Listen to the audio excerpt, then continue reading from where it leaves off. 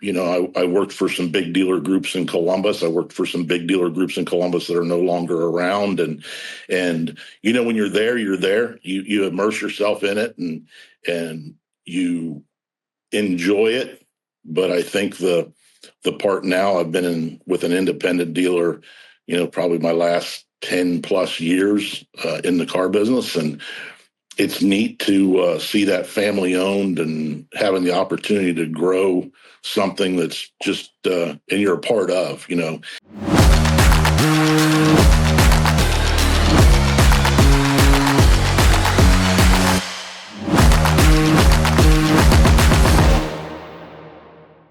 Welcome to Agency Unplugged. I'm Michael Morris, and today I get to be with somebody that I really, really enjoy, my buddy Bill Barrett at Platinum Motors. Bill, thank you for taking the time to be here. Awesome. Great to be here. Looking forward to it. Now, truthfully, I just enjoy talking to you, but what I want to get into today is the car business in general. Can you give people a little bit of your background, like how long you've been in it and why you've been in it? Okay. Well, I started in 1984, graduated high school in 82 and kind of fondled around, realized college wasn't going to be my thing. And I started out at a body shop and was a apprentice painter. And he had a little used car lot in front of his shop and kind of dabbled in that and got to know some guys at a Chrysler dealership. And I kind of hounded them day in and day out until they finally succumbed to let me join their team. And so I did. So that was in June of 1984. So 41 years ago. Does it feel like that? Does it feel like 41 years? No, it really doesn't. I mean, it's you see people that have spent, a long time in an industry, whether it be a factory or something else. And no, it's been a quick 41 years. A lot of things have evolved in the automobile business and in life and things like this. And I tell everybody today, man, I'm still having fun. It's a blast. And, the ups and downs and all this other stuff. But, and one of the things that keeps me going is just the interaction with people. I just love that part of the business. And I'm not a real big, huge car guy. I'm starting to get a little bit more now as I get older or whatever, but that was never my main focus as far as being a car guy, I guess they say. But it's just more of just having fun with people, whether it be the interaction of selling the car to a customer or the salespeople that I get to interact with and see them grow. That's fun too. So you've been around the big dealers. You've been around all kinds of different people in this business. What's your favorite part of this? So I'll give you, my background would be that I started at family-owned radio stations, and then I eventually moved up to what we always called the evil empire. When you're there, you think that like you're used to fighting against it, and then when you're kind of fighting with the bullies, you know what I mean? You're bullying everybody else. If you see both sides of it, which side do you like better? I really like the independent, and I don't know if it's just because of my age now and I worked for some big dealer groups in Columbus. I worked for some big dealer groups in Columbus that are no longer around. And when you're there, you're there. You immerse yourself in it and you enjoy it. But I think the part now I've been in with an independent dealer, probably my last 10 plus years in the car business. And it's neat to see that family owned and having the opportunity to grow something that's just, and you're a part of, and you can still have that. I've got some friends that are running big dealer groups and stuff, and they've been in groups where the family is just as genuine in the big dealer groups as it is small independents. But I've enjoyed my last 10 years for sure. So when you're at Platinum, what keeps you going there every day? Because for people that are listening or watching this, you live close to me, so you got a good 40-minute drive every day, at least if there's no traffic. What keeps you going there every day? I think the customer interaction that we have here, the owners, Sasha, he started out, bought his first $300 car and kind of detailed it up and grew it and grew it and grew it. And he has that, he is a car guy. He loves cars and loves the high end stuff from, G wagons, Lambos, and things like this. And we do sell a little bit of all that stuff. And then we also have the everyday car and that the general population can afford. But I think really what gets me is just I've got a good sales staff and the detail department's super awesome and it's a real good family owned business. Where do you think that it comes from? Do you think it's coming from Sasha down, or is it something that the two of you kind of work hand in hand? Because again, when you have somebody representing your brand, and essentially Platinum is your brand, you're the face of it every day. Where do you think it comes from to make it a different experience? I'll give you an example. When I was a kid, and you went to a Saturn dealership, which anybody under 35 will know what that is. Right. What was the deal? There was no haggle pricing, so you would show up to the lot and just look at what you wanted. And there wasn't like technically a salesperson there. But you could also go to some of those big dealer plates that are gone these days. It's like, how do I get you in this Hyundai type of thing? Right. Since you've seen both sides of that, how do you not condition in a bad way, but how do you kind of move your morals and ethics to the people that work for you? Is that part of the hiring process, or is that something you can teach every day?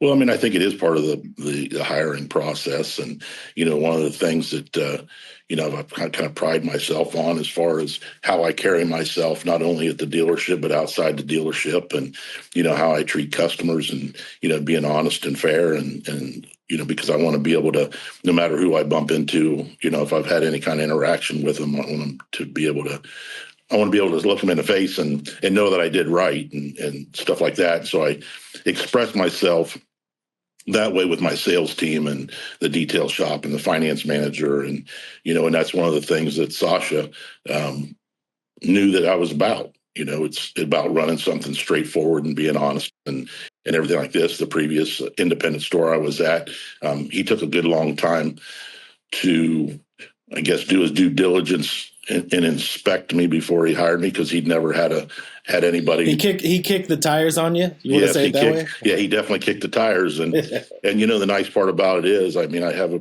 pretty good, strong reputation in the business, and it's I think that's got me going, and that's what helps keep me going too. In all these years, is the fact that I've had some ups and downs, and the car business has been ups and downs and everything like this. But you can kind of stay true to yourself, and it just makes it easier. It makes it easier to come to work. It makes you want to come to work, and because you are trying to do good service to customers and to the owner. I want to ask you this question about, because we have a mutual acquaintance that you don't know that well, but I talk to every single day about the car business. And one of the things I was curious about is what you're seeing, during the housing crisis. Car dealers were so anxious to sell cars. It used to be, I think Hyundai was the one that had a 10-year, 100,000-mile warranty, and then every other dealer was like, well, we'll offer that. We'll do 20 years, 2 billion miles, whatever, just to sell cars, right? Right. And I remember a car dealer telling me that while it was good for the short term, in the long run, you were robbing yourself of future customers, because everybody that you sold a new car now, you would expect to get them in 5 years. Well, when you have these extended warranties and all these other things, people were keeping cars longer because of financial situations. And this is my take, and if I'm wrong, that's what I'm looking for you to tell me, is during COVID, they gave up so much money to people that I think that people were buying houses, they were buying cars, they were doing all that. Do you see that reflected in what's going on right now? Because new car sales are slow, but used cars are still doing well. Or am I wrong about that? No, I think, not being around the new car business as much, I can't, really say as far as how the new car market's going. I do talk to some friends that run new car stores, and they're off a little bit. And yes, used cars are definitely seems to be where it's at, but they're hard to come by. It's right. not like, COVID. After COVID, it was like you could set cars on your lot, and didn't matter what they were, no matter what you were asking for it was going to be sold. So, right. Anybody that, got in the car business during that point of time, they're probably struggling now, just because now it's real. You have to be a salesperson. And, that's why I said, back before internet and everything like that, you in the 80s, early 90s, you had people pulling on your lot. They had the newspaper in their hand, and they were going to go up and down Automotive Row on a Saturday morning till they ran into the car they wanted or the deal they wanted. And I can't tell you how many times I was with my parents and we did that, where we go to 10 dealerships and then go home and I'm like, the hell was the point of this? We didn't even pick one car. Instead, they didn't pick one. They went back and they had 4 that they had in mind, and some was just a different color or whatever. And I remember thinking, am I going to have to do this? And that's not how my car buying experience has been. Sure. It has been, you looked it up on the internet. You did some homework on it, and that homework would be, do they have a blue one? It wasn't like I'm a supercar guy. I worked in a body shop. I couldn't tell you anything about cars at all. I'm not like, to me, it is, what's it look like? Let me see the interior. Does it run? I'm not that well versed. But I think now people are more similar to me. They're not doing their homework. They just want it because they saw it or they heard about it. And I think it makes a difference because now all you're looking at is, you either have price or consideration when you're making a purchase, right? Well, if I'm only looking at the price, I would think the used car market makes more sense because I don't think people are that stuck on name brands unless they work like if you're making over $150,000, you're making a different purchase than the person that's making 60, correct? Correct. Or should be anyway. Well, you'd hope. You'd hope. So at Platinum, give me a sense of what the day is like for you guys. Like, how do you approach how you're going to deal with people that day? Because it does ebb and flow, right? The amount of traffic you get. Like, what's the average day like there on an independent lot? Well, it's with the internet and everything like that. You have so many people that do shop the internet, and that's why pricing is such a big key to doing business. So we have some tools out there that we try to go by as far as to do our pricing. And we literally have a customer in our showroom right now that flew in from Minnesota to pick up a Mustang convertible. Wow. So, and it's all about having the right vehicle, having it priced right, and so on a day-to-day basis, it's you're here answering calls and going through your email leads to where a customer's interested in a vehicle, and you're responding to that and doing your due diligence there. Then you're also ready to go out and greet a customer that might pull on the lot for one reason or another, whether it's just, hey, driving by, saw a shiny new one out there and want to go check it out, or I saw your cool sign. I just want to see what you had, kind of thing. Yeah. Like a Texas Roadhouse. I see you got free rolls. I'm pulling over. Yeah. So it's like, hey, let's cruise through this lot. And then, you have to treat everybody exactly the same, whether they say, hey, I'm not, really in the market. We just wanted to drive through your lot. You always seem like you have nice, clean cars, which our cars are. I mean, it's just amazing. All the years I've been in the business, our detail shop is just, they will literally make it look brand new. It's unreal.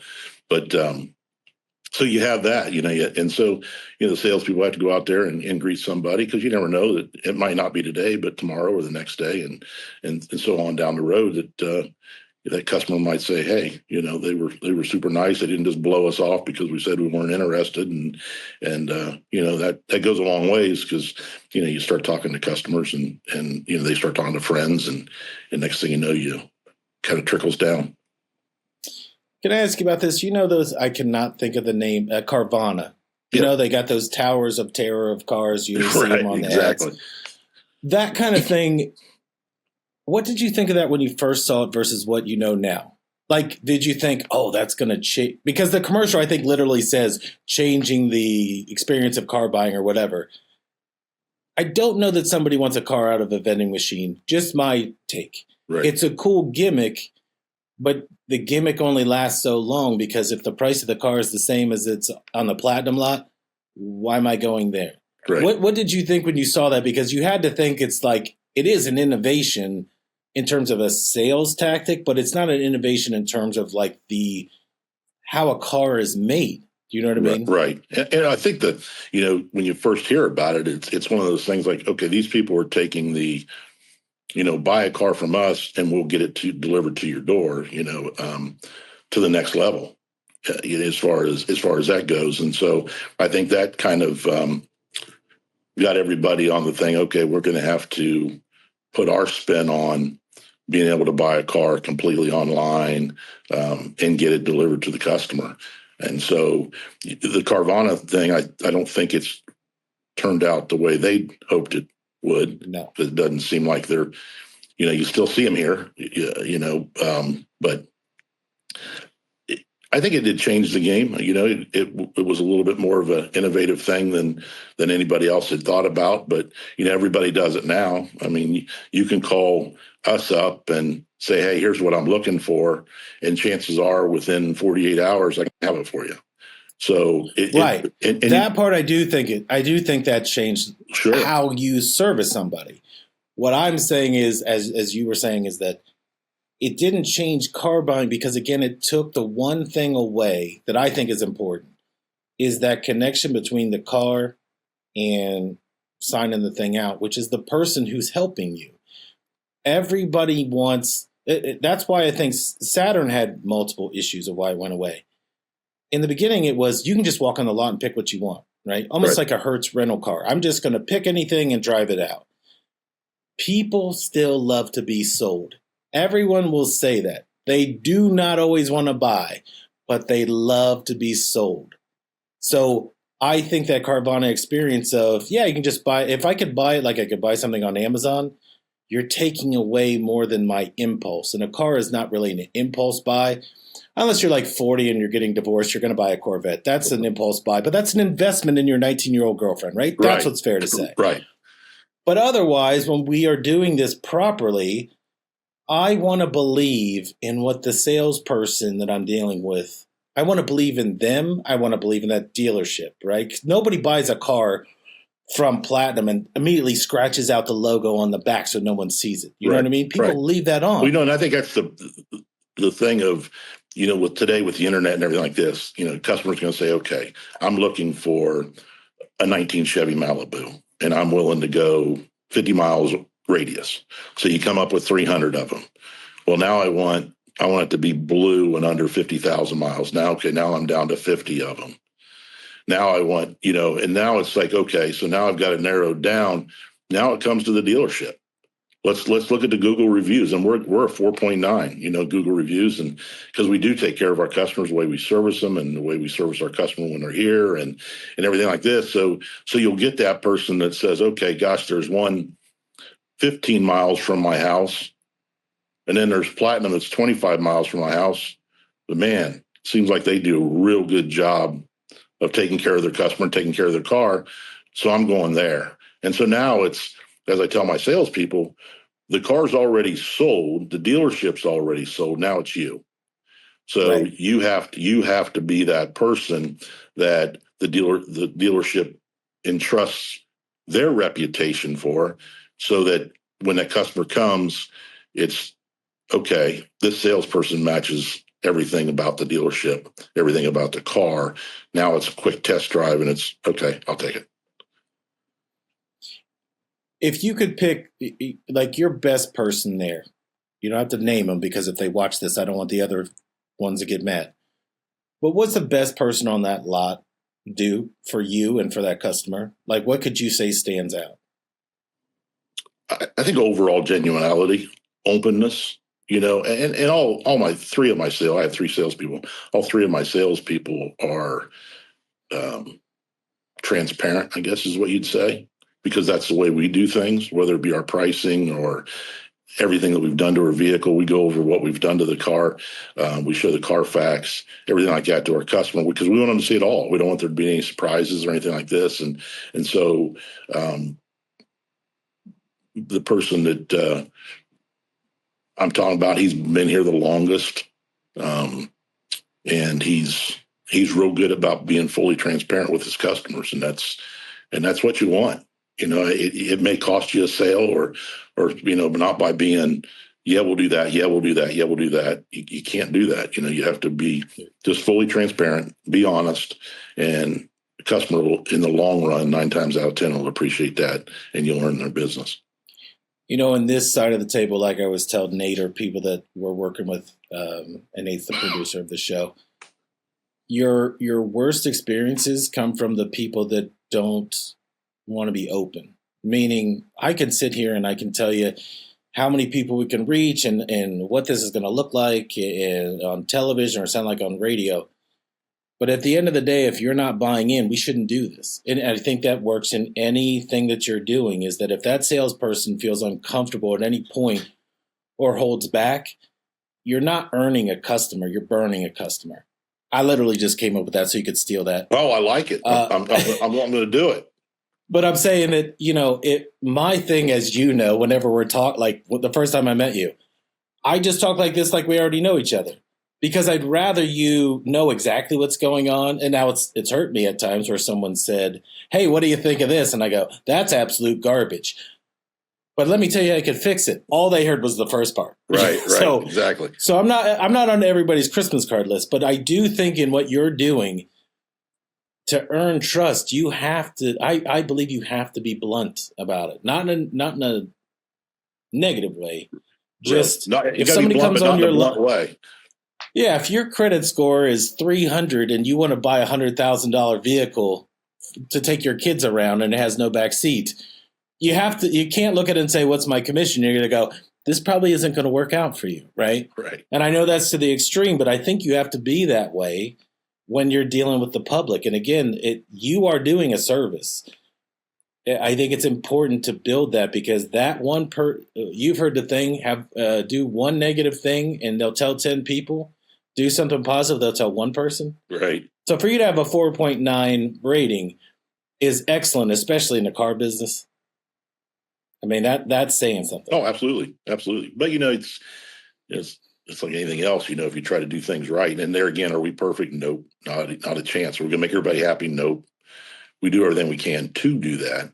But, it's you're the part of not being able to make everybody happy, but as long as you've done everything, you follow the process and you've represented the dealership, the car, and everything the correct way, and they don't want to be happy. They don't want to. That's probably their nature, Right. So right. that's where you have to look at each thing and look at the situation of why are they dissatisfied or whatever, and correct it if you can and if it makes sense. I want to ask you this. When you're looking at the big because there's a lot of venture capital in automotive now, what's the thing that an independent can do better than a corporate captured dealership? Or I don't want to say, I can't say the name of the two big guys or three big guys, but we know who we're talking about. What's the experience that you can give versus the mega store, I guess? Well, I mean, I think I think those big stores, I think out of those three, some do it better than others. But I think what we have is the fact that it is more of a deep personal touch on everything. The only reason being is we're not overwhelmed with customers. So we know each opportunity that we have to cherish it and take care of it, because, we're not going to be, we don't have a service department that's seeing 150, 200 customers a day. We don't have, we don't have 100 people driving on the lot at a time. And so it's, we get somebody, it's like, okay, this might be, as a salesperson, my only opportunity today. Right. So it's like, I've got to grasp a hold of them, sit them down, find out what their wants and needs are, and find a common vehicle that we have for them.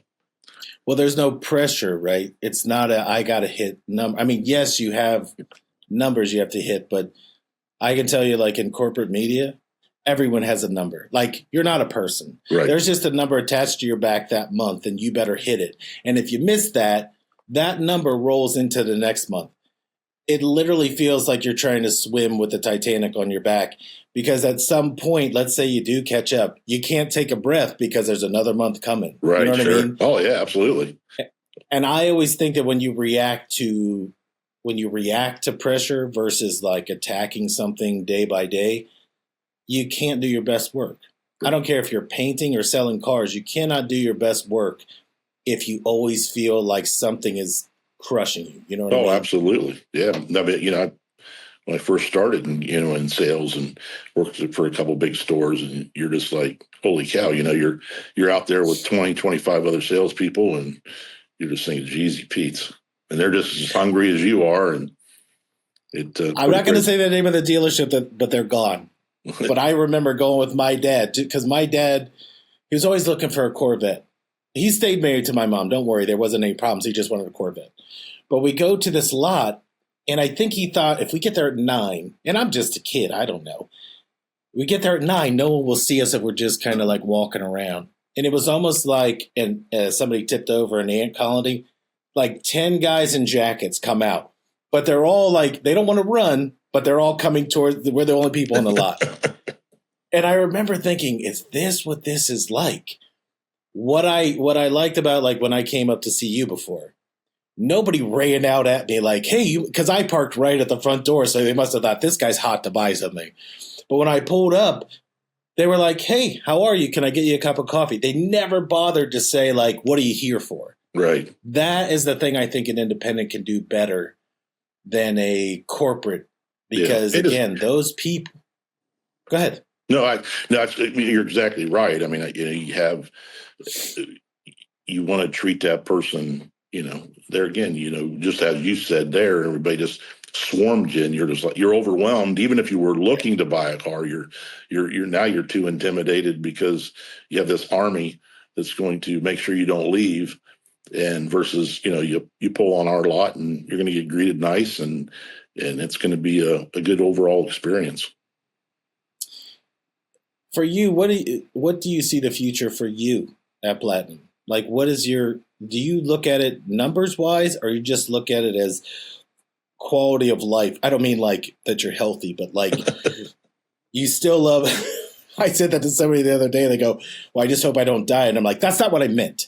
What I mean is when you look at quality of life, that you do have a long drive there and a longer ass drive back home because you want to be home, right? Right. So, and it's not like you live alone or you're not a hermit. Like you have a life outside of that. What do you see being the thing that keeps you going there for year after year? Because again, you're always super positive. You're always super happy. I don't run into that a lot, especially in the car dealership world. When they're talking to me, it's because their toy is broken.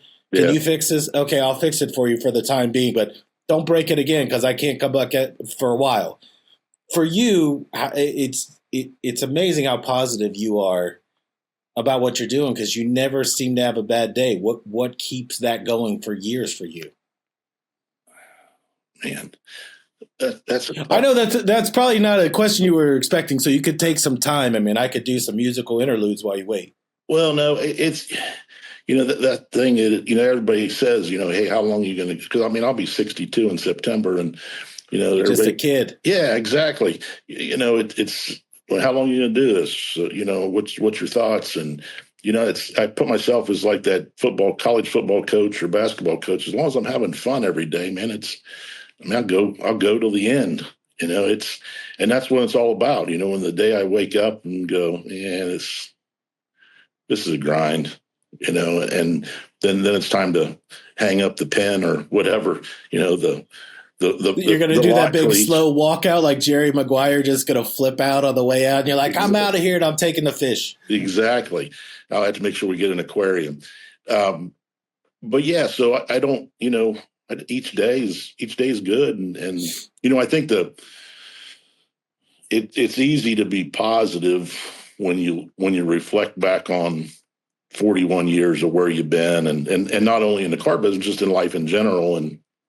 And so just been super blessed to be, I've met a lot of great people, and I've got to work with a lot of great people, from owners to GMs and things like that. And so, to share those experiences each day. And, sometimes the sales guys, 'cause I'll get on a little rant on a soapbox of back in the day type thing and all that stuff. But, In my day, it was all covered wagons. I know what you exactly, mean. exactly. You know what I mean? So, I mean, I guess, to your point, I mean, it's easy. It's easy to be positive. It really is. I mean, so much easier to be that than negative and make everybody around you miserable and all that stuff. And there's enough of that in this world. Yeah. Just turn on the TV. You'll get all the negative news. Exactly. In the first Listen, 5 minutes. before we leave today, I've said Platinum Motors like 20 times, but tell people how they can get a hold of you, and we'll put the website address in. But just go ahead and say it in case someone's just listening and they're not watching. Tell them how they can get a hold of you guys up there. Well, we're at Platinum Motors. We're 1352 Hebron Road in Heath, Ohio, 43056. Or you can visit us on the web, platinummotorsheath.com. That's platinummotorsheath.com. Hey, you got a good voice. You should do some radio stuff. Hey, that's what I would love to do. My second calling. We'll talk about that later. But you got to do that for 41 years too. So don't make a weak commitment. It's not right. 103 years old. I can do it. Voice might get a little scratchy, but it still pays $3 an hour. Listen, Bill, thank you for coming on today. I hope to talk to you. I'll talk to you off this show plenty, but thank you for coming on. We'll bring you back in a couple months. Hey, sounds great, man. It was a blast. And tell Sasha thank you for letting you close that door so you could do this. Absolutely, definitely. We'll do it. All right, buddy. Thank you. Thank you, Mike.